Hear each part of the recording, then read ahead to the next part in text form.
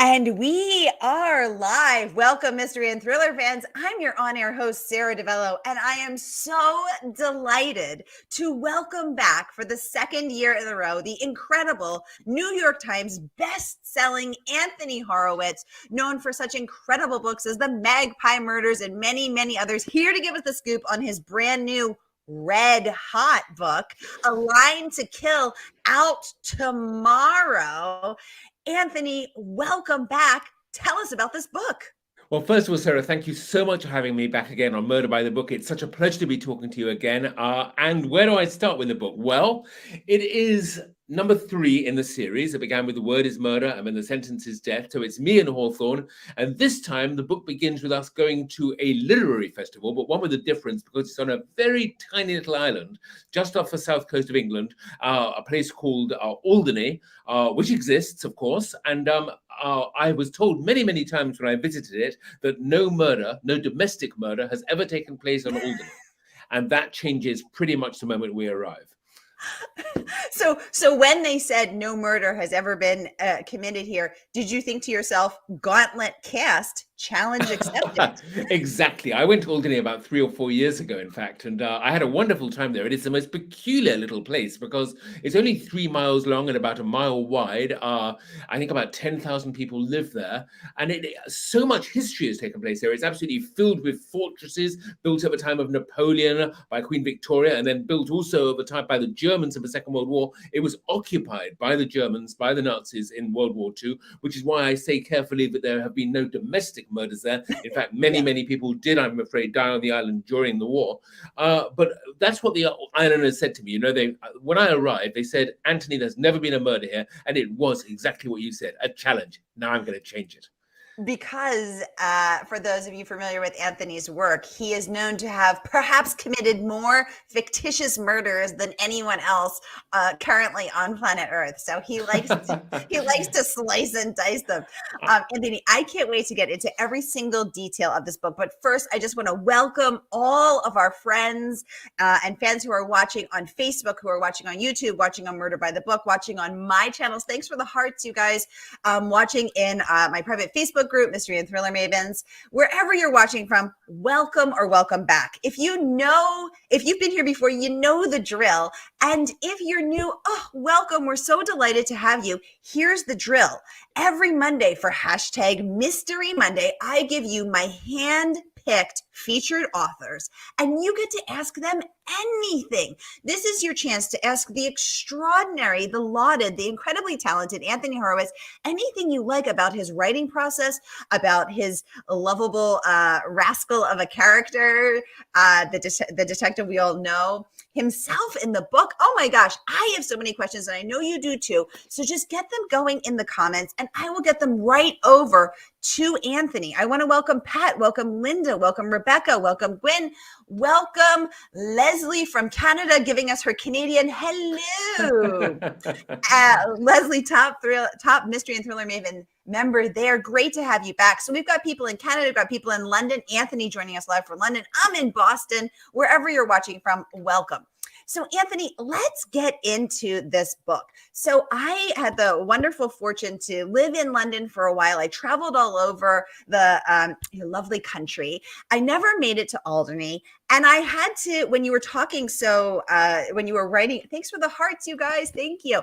When you were writing about it, and I'm reading it, and I'm loving, I love your books. They're so fabulous. I'm reading about it, and so I started Googling about this island, because first of all, I didn't even know this island existed. I knew from the Gurney Society, the Sweet Potato Pie book, which I loved, that there were these outlying islands, which were, played a very big part in World War II. I didn't know about this one. I didn't know the Germans took it over. They actually put some camps there. So many people did tragically perish, all of which I learned through your book and then my own research. So tell us about your research process. How did you research this book? Well, Sarah, first of all, I went there. I mean, that was really my research. Okay. I went there as an author to give a talk about my books. Some school kids actually wrote to me and said, Anthony, will you please come and talk to us at our school? And they said to me, if you come here, you'll find there are lots of Roman, blue telephone boxes, and no fish and chips on Fridays. And I thought, well, that is the weirdest invitation I've ever had. I've got to go.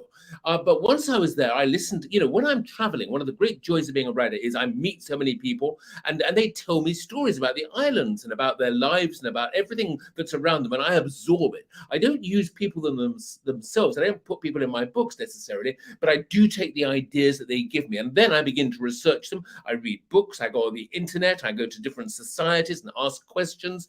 And this whole thing about the sort of Nazi occupation of Alderney and of the Channel Islands, which is incidentally very dark, and I had to treat it quite carefully because my book is an entertainment. I don't want to get into all that sort of grimness of detail and such.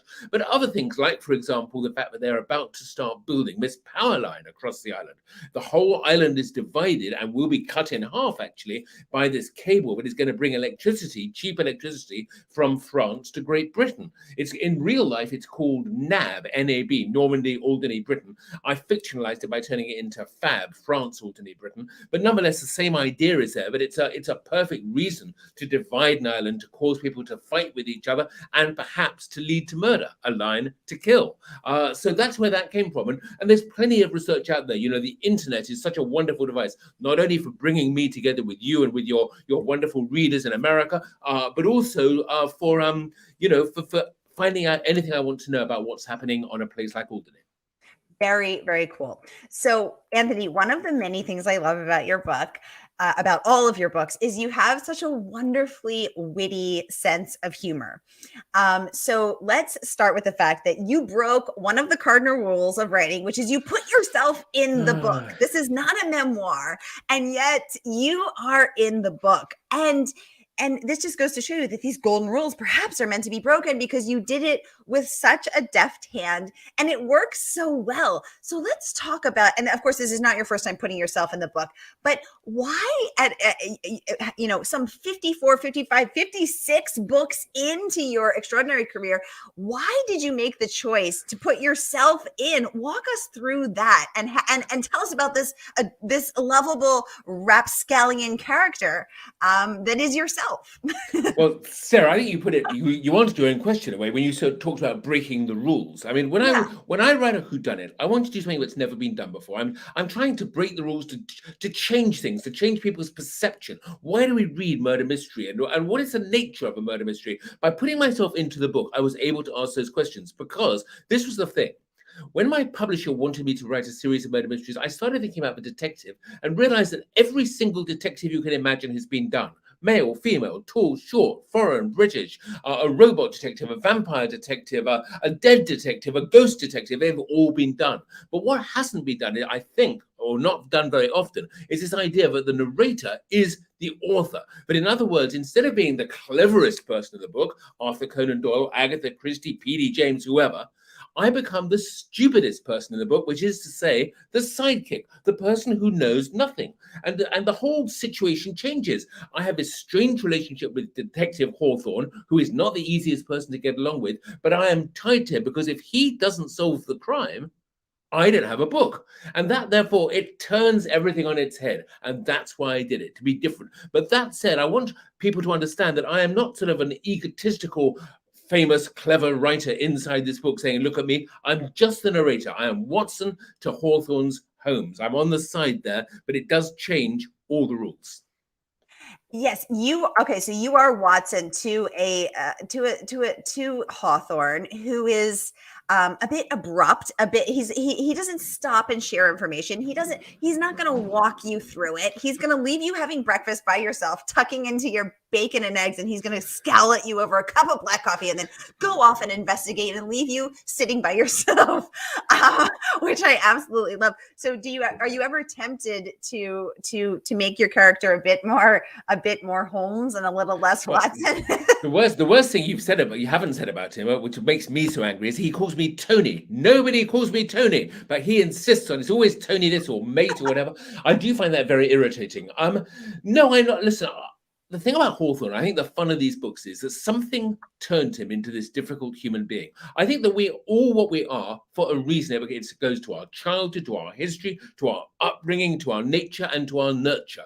All these things make us what we are, and something mysterious and not good happened to Hawthorne when he was a kid. And this book, the third in the series, is beginning to tell us a little bit about what that was. It's something to do with a village in Yorkshire and to do with his parents, perhaps, but we're not yet finding out. And part of my joy in the books, or part of my mission in the books, is to try and discover the truth about him. But the other thing I will say about him is this, is that as difficult he is, I can't help liking him. I don't think it is possible to read a book, a detective story, in which the central character of a detective is not in some ways likable. And I think there is a vulnerability to Hawthorne. I think there is a sadness to him, a sense almost of loneliness and loss that clings to him. And the fact that I like him and can't help liking him, I hope will help the readers to like him. Because, you know, that's the secret also of the Sherlock Holmes novels. Holmes is a difficult character. He's distant, he's untidy, he's aloof. He takes drugs. He's very moody, but Watson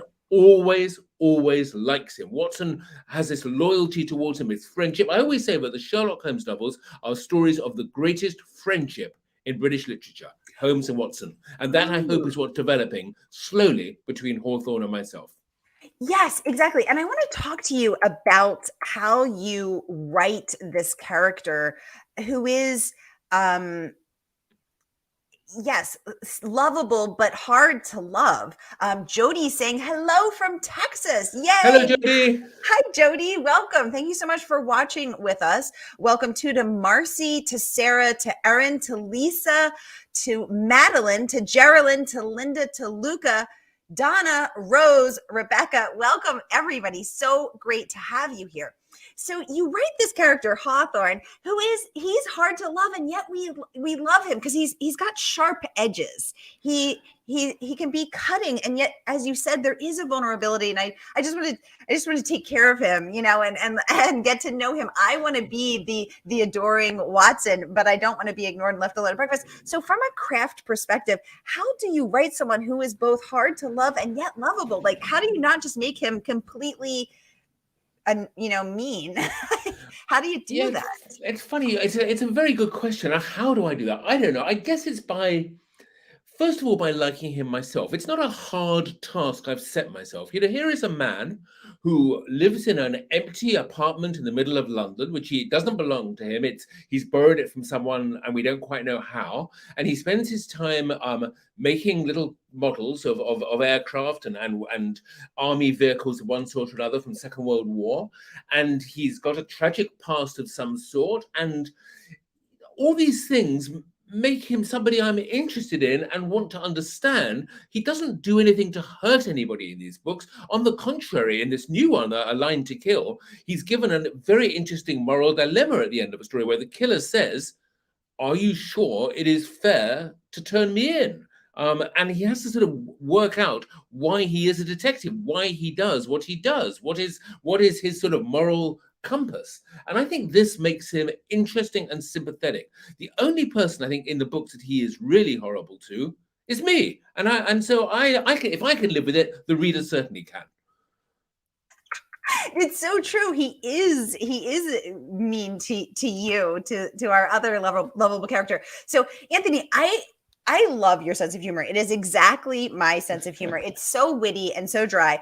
And one of my favorite scenes is early on in the book where your character, which is you, is sitting in a meeting with his publisher.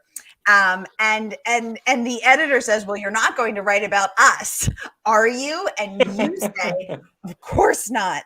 But the irony, the sort of meta moment, is that we're reading the book where you lied. We're reading that moment, so we know that your character has lied, and it's just so layered upon layer of it's so clever and it's so funny because we know you're winking at us, the reader, that we know that not only are you lying to this guy, we're reading that moment. I mean, it's just so fabulous and so funny. But you know it's so lovely to point that moment out, because I did love writing that scene at my publisher's house. My publishers in Steady all loved it too. In fact, everybody at my publishing house, I actually changed the names. I mean, there's no real names in that chapter of my publishers, but everybody thinks there's a character that's based on them. them in that particular sequence.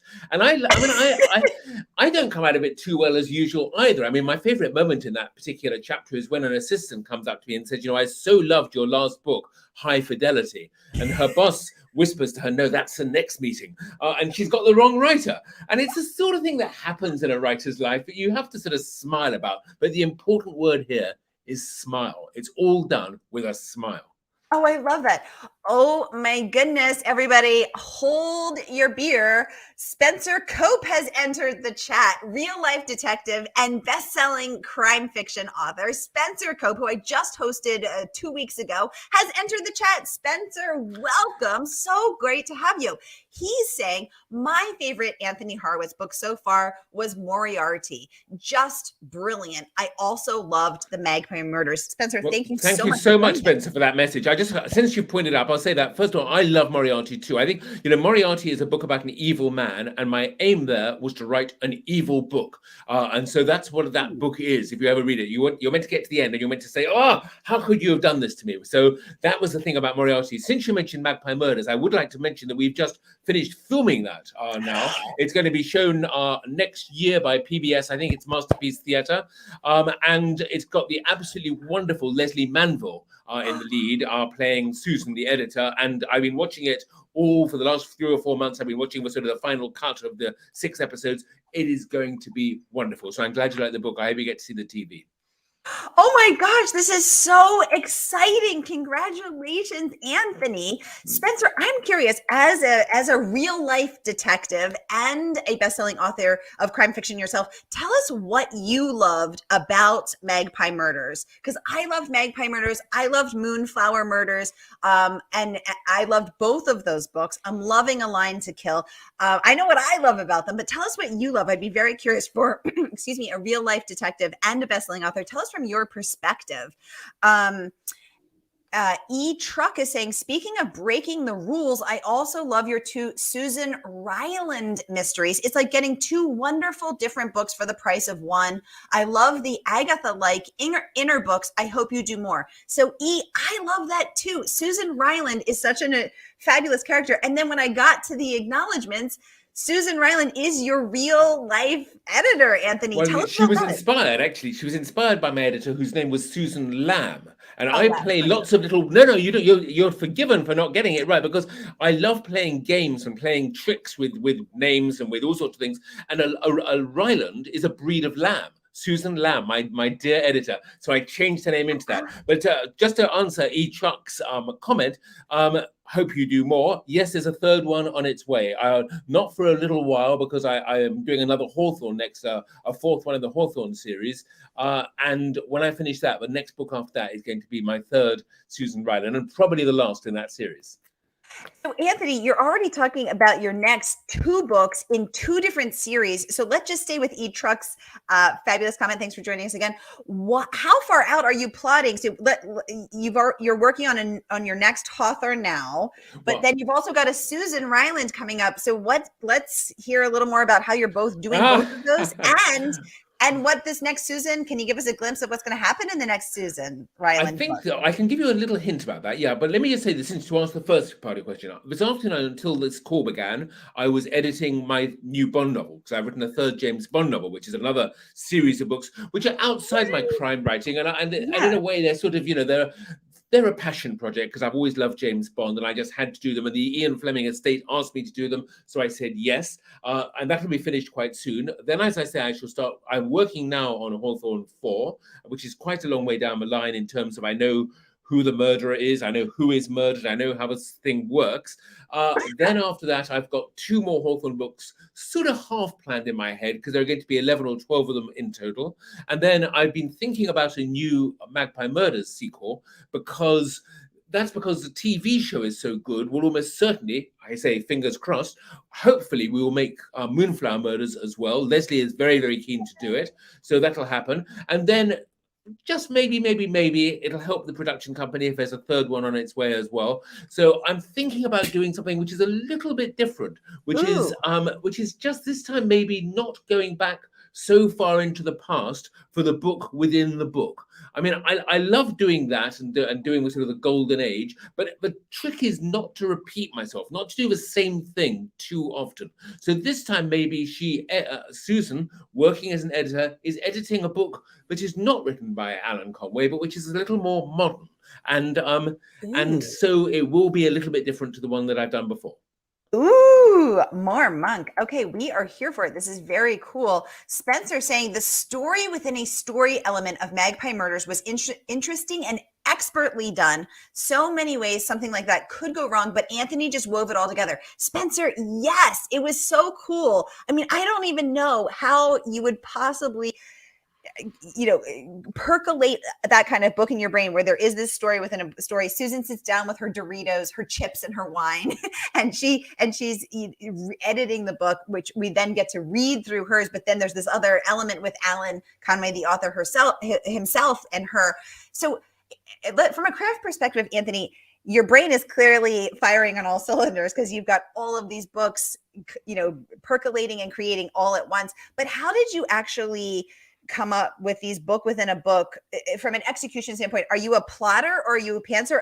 Do you go from percolating right to typing? How do you do it? Well, first of all, I just want to say thank you to Spencer for his very kind comment. And his last words, weaving it all together, is more or less how it is. I mean, yeah. When I write these books, I sometimes think I'm like a telephone engineer with two cables, and there are like 50 or 60 different connections that all have to be made if the book is going to work. Yes. When I get there to the end of the book, I'm bringing them together, and hopefully, thank goodness, yes, it works and everything makes sense. But the idea of the book within the book came about because I was very interested in writing about the nature of murder mysteries, and it allowed me to do that.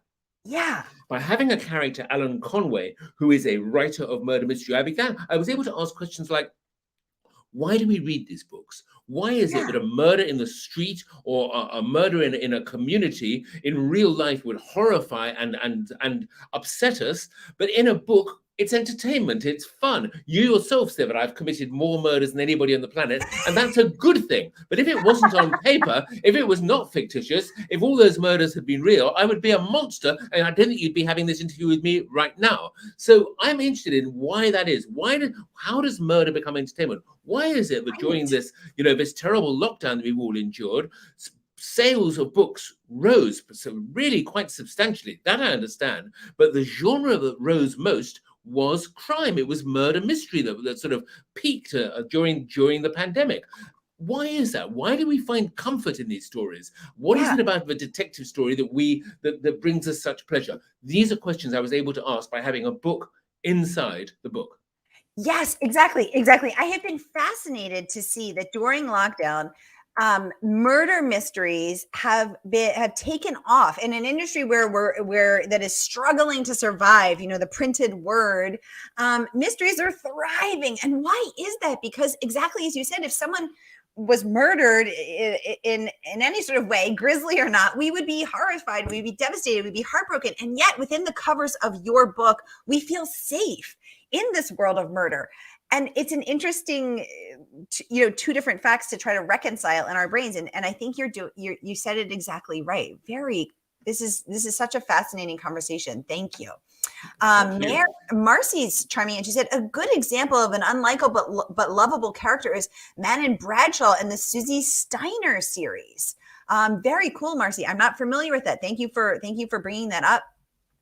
Great to have you here, Mystery and Thriller Maven member there. Thank you. I like that phrasing, Teddy, unlikable but lovable. That's exactly what you're aiming for. That's absolutely the sort of the formula, I think. Yeah. And Anthony, when you're writing Hawthorne, do you ever vary into just purely unlikable and then someone, Susan Lamb you've shared that your wife is a early reader. Do they ever say, no, you've gone too far. I have to reel you back in. Actually, I have a wonderful editor, Selena Walker, at Penguin Random House in London here, and she's very good at spotting those moments. I mean, one of the things that was quite interesting was that when I wrote A Line to Kill, I delivered it to Selena. She read it and she loved it, but she said, there are moments when it's a little bit dark, a little bit sort of sad even. This relationship doesn't feel quite as fun as it is. And I realized that what had happened was that just the lockdown, COVID, the fear of what we were living through had in a little way seeped into the book. So I had to make changes in order to make sure that everything, you were asking, why is it that these books, murder mysteries, have been so important during the last 2 years. And I think it Yeah. is because they're, at the end of the day, they provide comfort and happiness. At the end of a murder mystery, everything has been resolved. You know who the killer was. You know why the murder happened. The community where this took place has healed itself. The detective comes, he waves his magic wand, he comes up with the answers, and he or she, of course, leaves again. And I think that that is absolutely crucial to it. And you cannot have doubt, uncertainty. You cannot, I think, have negative emotions inside this, because it just won't work. For me, it has to be murder with a smile. Murder with a smile. Ooh, could that be the next title of your book, Anthony? That's not bad, is it? Actually, I might use that. Can I please get it? Can I get it? Can I get a tiny example? Definitely, you will get an acknowledgement. Oh my goodness, the incredible Laurel Woloszyn, a fashion thought leader, has entered the chat. She said, I love a great masterpiece production. Congratulations, Anthony. How exciting. Thank you, Laurel. That's very kind of you. Yeah, it is exciting. I can't wait for you to see it, because, you know, when you're making a TV show, and I did the adaptation incidentally into 6 hours from this enormous book down into sort of 6 1-hour episodes. You never really know if it's going to work out or not. You just don't know. It's like tossing a coin and you hope it's going to come down heads every time. And if it comes down tails, maybe it'll go wrong.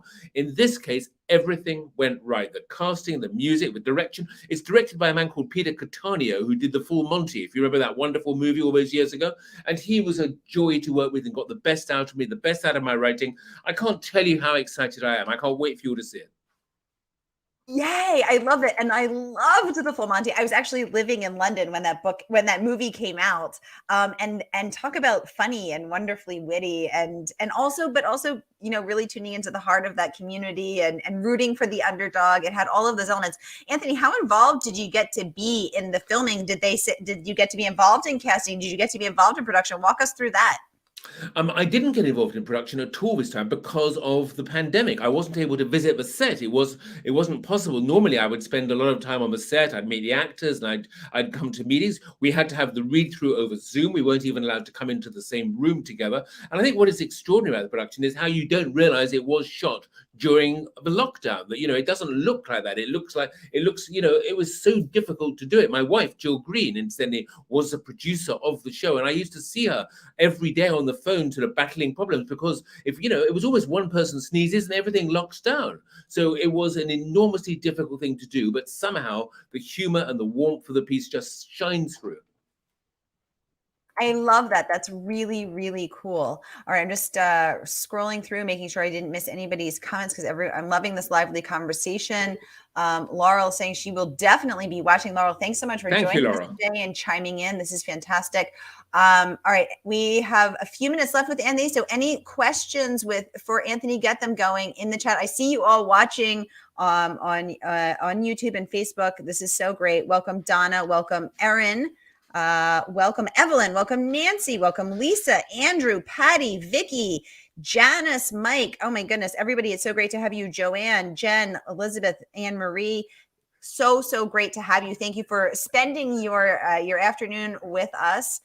Catherine would like to know, what has been the most difficult? Catherine, first of all, welcome. So great to see you here, top community member. She said, what has been the most difficult part of writing yourself as a character and the most fun or surprising? Great question, Catherine. God, you know, it's a difficult question to answer. What has been the most difficult part of writing myself as a character?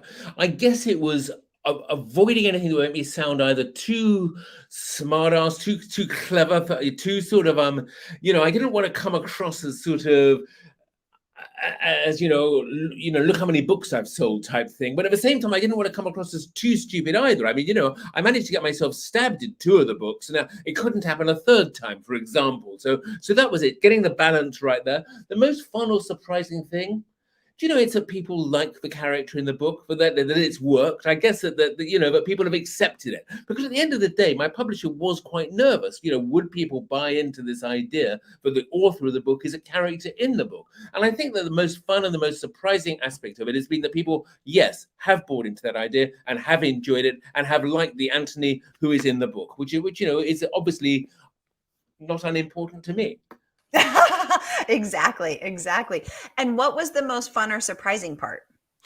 Just that. The fun, the fact, I guess also the fact that I just sort of fell into the role so easily, you know, that becoming the sidekick to a sort of a tricky detective, I just sort of naturally grew into that role almost immediately. And I guess that was a surprise. I thought it was going, maybe the two questions, the question that Catherine has posed answers itself, because the most difficult part was actually the most fun and the surprising part. That's what I want to say. That actually I loved being the sidekick. Oh, excellent. And do you know a real life kind of Hawthorne, Anthony? Do you?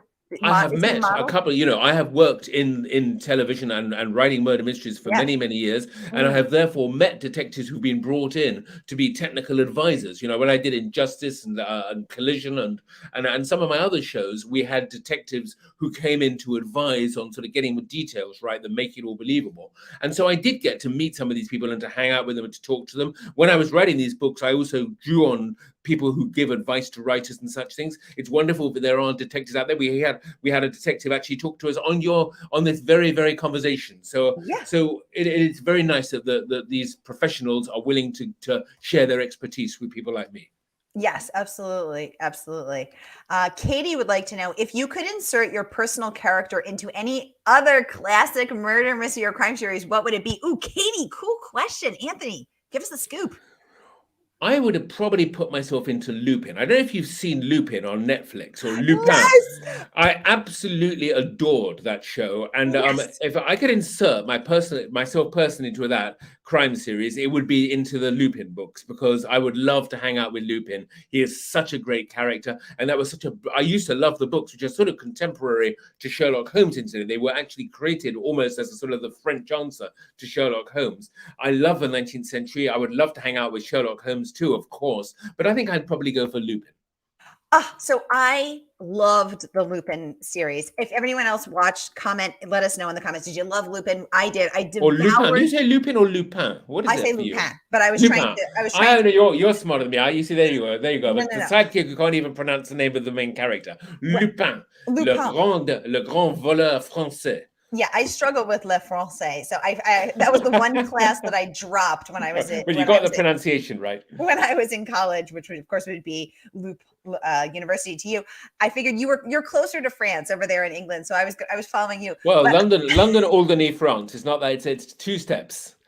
So I love the Lupin series. I love that character Omar. I thought was wonderful performer. What a great performance. He so inhabited that character. Talk about unlikable yet lovable. He's made some questionable. I think he was lovable, but lovable, really. I think that there was yes, maybe he had some issues in his marriage, and he was after all sort of on the wrong side of the law for some of that show. But at the same time, that is what you are aiming for, that you to love a character no matter what his background is, no matter what he's doing.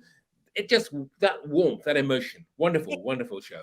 Exactly. And the actor was he played it so brilliantly that in spite of being not a great husband / partner and being a philanderer, we still loved him and we're rooting for, and being a thief, we loved him and we're rooting for him and we're on his side. And I actually hosted the editor of the original series on the show and got the inside scoop on what it's like to edit the Penguin Classics. Oh, that's so wonderful. That's so exciting. Year-old. Yeah, it was fantastic. Lucky you. Oh, that's amazing. That is, but it also said it helped that the bad guys were so bad. I mean, if you didn't like Lupin, there were certainly plenty of people who really, really were dislikable and horrible.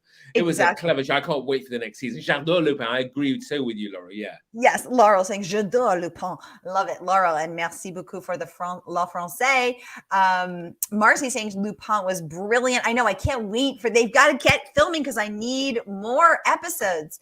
And Marie chiming in saying, I still don't understand how you can manage so many balls in the air, so many series and projects going all on at the same time. Anne-Marie, you and I are vibing. I have been wondering the same thing because look at this brilliant man sitting in front of us. How do you do it? Do you take copious notes? Do you have 50 notebooks sitting next to you? I mean, how does it work? Anne-Marie, first of all, I try not to actually do it all at the same time. I mean, I've talked about one book after another, but I'm not going to do sort of, James Bond in the morning and then, Hawthorne in the afternoon. I try to sort of concentrate on one thing at a time.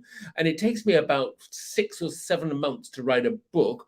So I write one book a year. But what I then do is I spend some time on a TV show, which is a different compartment. I often compare it a little bit to like being a teacher. If you're a teacher in a school, you are dealing with lots and lots of balls at the same time, but they're divided. You have different classes, different days, different subjects. You compartmentalize. I think a writer can do the same. And the difference also for me is that I have very long days. I'm here by myself most of the time. My wife is at the moment at work, and I won't get back for a little bit. So I have a lot of time, a lot of hours, just me in a room. And that allows me to get an enormous amount of work done. The other thing, of course, is I absolutely love what I'm doing. I am not working. I am fulfilling the passion and the dream of my life. That is what my books are. And so I can't have enough balls to juggle with. I just love every one of them.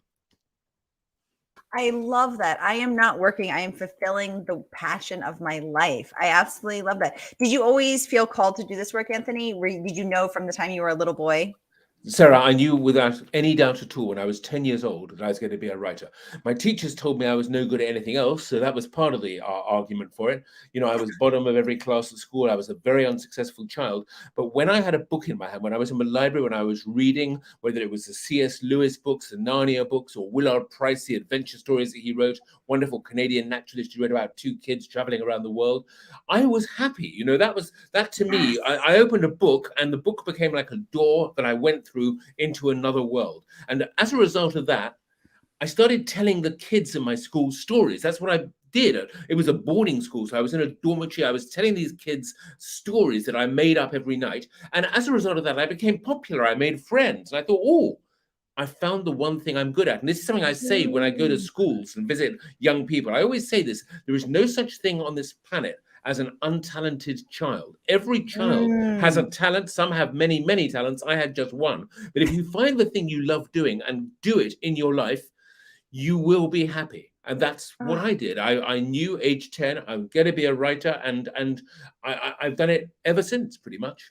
Oh, I love that, Anthony. I love that. Let's get over to some of the reviews of this book. Publishers Weekly, of course, awarding you a starred review, calling this an effortless blend of humor and fair play. The often prickly relationship between the Watson-like Horowitz and the Holmes-like Hawthorne complements the intricate detective work worthy of a golden age whodunit. What a fabulous review, because it feels like that's exactly, they've honed in on exactly the heart of this book. Let's take it bit by bit. So we've already covered the fact that you're very funny. They're honing in on that sense of humor, saying the fair play, the often prickly relationship between Holmes and Holmes like Hawthorne complements the intricate detective work. Let's talk about the intricate detective work. As you are weaving this intricate detective work, do you plot it out? Or you're like, and then this happens, and then this happens, and then we circle back. I plant this clue for the reader on page 10, and then I'm going to come back to it on page 54. How do you do that? Sarah, I start with a notebook. I write everything down in a notebook, and I sometimes will write 20, 30, 40 pages, and I'll spend maybe 3 or 4 months planning the book, planning almost every aspect of it. You know, it's not just the murder and the solution, but all the subsidiary characters, the clues, the red herrings, the connections. What's really important for me is that I play fair with the reader. But every single clue and anything that Hawthorne can, you know, use to deduce the nature, the name and the identity of the killer is in plain sight. I don't like to cheat. Even Doyle occasionally cheats. Holmes disappears from the page and gets information that is not available to us. And as much as I love Holmes and Doyle, I don't do that. So everything's got to be there. It's, you know, I worship Agatha Christie, of course, who was the genius when it came to putting it all there in plain sight, that every clue, when you get to the end of an Agatha Christie, you either kick yourself because you didn't get it, or you smile smugly because you did. But either way, you enjoy it because the author has played fair with you. That's what I try to do. And it is a case of just weaving it all together. And then in the second and the third draft, I of course can add extra clues. I can weave new lines into it if things aren't clear. Worse than that, actually, I have to make a confession. My wife reads the book as soon as I finish writing it. If she guesses the ending, I'll ask her, how did you guess it? And then I'll make changes, because I don't want, you know, I might take out a clue or remove something to make it more difficult to guess the ending. It's the first question I ask, actually, is when someone's read my book, not did you enjoy it, did you guess it? And does your wife often guess it? What's your batting average?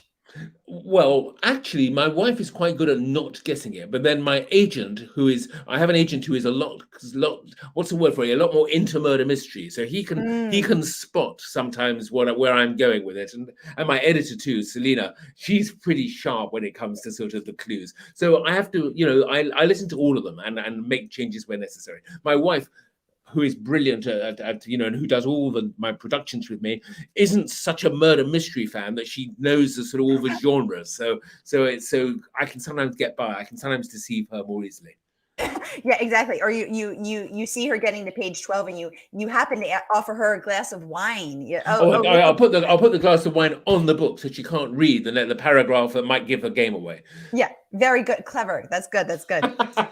Leslie said she agrees with your analogy about how you keep all those balls in the air about a teacher. She says, I am an educator and people are quick to look at the child's negative. Oh, sorry. She's talking now about the talentless child. I was wrongly attributing it to the many projects balls in the air. She said she sees the good and she looks for their skills. What are they best at? What are they able to do? Leslie, I'm so in agreement with what you just said. That is such a wonderful thing because, when I was a kid at school, things were different then. We didn't have educators like you, and teachers could just simply, hurt and damage and put down and alienate kids and say, I can't tell you how many teachers told me I would never amount to anything, I would never succeed. And I myself have visited schools in some of the less privileged parts of this country and met kids and have praised what they have done, their writing, their way they talk to me, whatever. And I look in their eyes and I can see that actually hearing somebody praising them is something that doesn't happen very often. It's something that they're not used to.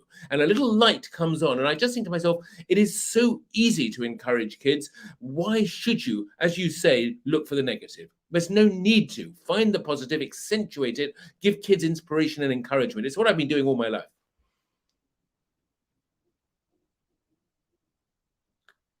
Sarah, sorry, I was muted there because I didn't want you to hear the clacking of my computer as I was about to type in the link to buy this book. Anthony, I love that perspective, although I'm very disheartened to hear that teachers were so unkind. Sarah, I have nothing but respect for teachers now. Don't forget, I was educated in the 60s and 70s. I mean, a very long time ago when the rules were different. A lot of the teachers who taught me were themselves unhappy individuals who had come out of the war, some of them, and had been damaged by that. So, it just happened the way it did. But as I say, I found books, I found writing, I found stories, and they've been my lifeline throughout my life. I make no complaints.